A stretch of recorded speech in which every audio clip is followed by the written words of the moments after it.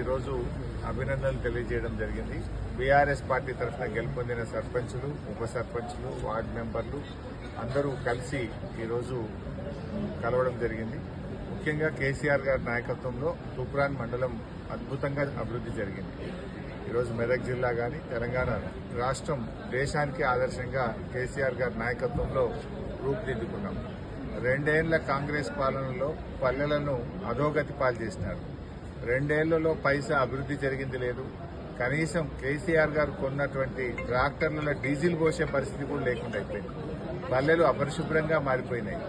ఆనాడు దేశంలో ఎప్పుడు అవార్డులు ఇచ్చినా తెలంగాణ పల్లెలకు అవార్డుల పంట పండేది. కానీ కేసీఆర్ గారు పోయి రేవంత్ రెడ్డి వచ్చినాక గత 2 సంవత్సరాల్లో తెలంగాణకు అవార్డే లేకుండా పోయింది. దేశంలో అవార్డులు ఇస్తే తెలంగాణ పేరు లేకుండా, తెలంగాణ పల్లెలు లేకుండా అవార్డులే ఉండకపోవు. కానీ రేవంత్ రెడ్డి వచ్చిన తర్వాత పల్లెల్ని నిర్లక్ష్యం చేయడం వల్ల, పల్లెల అభివృద్ధి కుంటుపడడం వల్ల ఈరోజు ఒక్క అవార్డు కూడా రానటువంటి పరిస్థితి.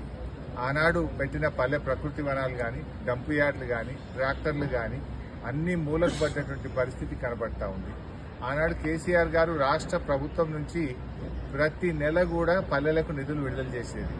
కానీ రేవంత్ రెడ్డి వచ్చిన తర్వాత ఇటు పల్లెలకు రాష్ట్ర ప్రభుత్వ నిధులు బంద్ అయిపోయినాయి, కేంద్ర ప్రభుత్వ నిధులు కూడా బంద్ అయిపోయి అభివృద్ధి పూర్తిగా కుంటుపడినటువంటి పరిస్థితి ఉన్నది. బట్ ప్రజలు అన్ని కూడా గమనిస్తూ ఉన్నారు.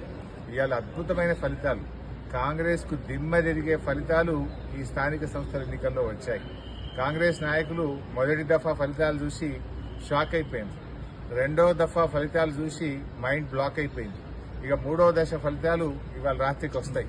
అంటే 2 దశల ఫలితాలు చూసిన తర్వాత అయ్యో లాభం లేదని చెప్పి డబ్బు సంచులు పట్టుకుని హైదరాబాద్కి వెళ్లి బయలుదేరి ప్రలోభాలకు గురి చేసి అధికార దుర్వినియోగానికి పాల్పడి పోలీసులను ఉపయోగించి మా కార్యకర్తలపై దాడులు చేసుకుంటూ అడ్డగోలు వ్యవహారాలు కాంగ్రెస్ పార్టీ చేస్తూ వచ్చింది. కానీ అంతకంతకు అనుభవిస్తారు. ఇలా దాడులు చేస్తే సహించేది లేదు. ఇప్పటికైనా దాడులు మానుకోండి.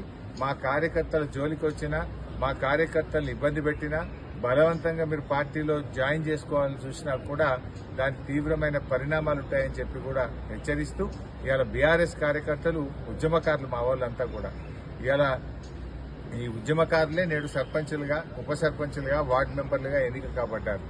ఇవాళ వాళ్ళకు కూడా తెలుసు మళ్ళా 2 ఏళ్లలో వచ్చేది బీఆర్ఎస్ గవర్నమెంటే. ఎట్లా ఎన్నికలు ఒక 6 నెలలు, ఏడాది ముందుకే వచ్చినట్టున్నాయి. 1 నేషన్ 1 ఎలక్షన్ అని ఒక సంవత్సరం ముందుకు వస్తాయని అంటున్నారు. అంటే 2 ఏళ్ల తర్వాత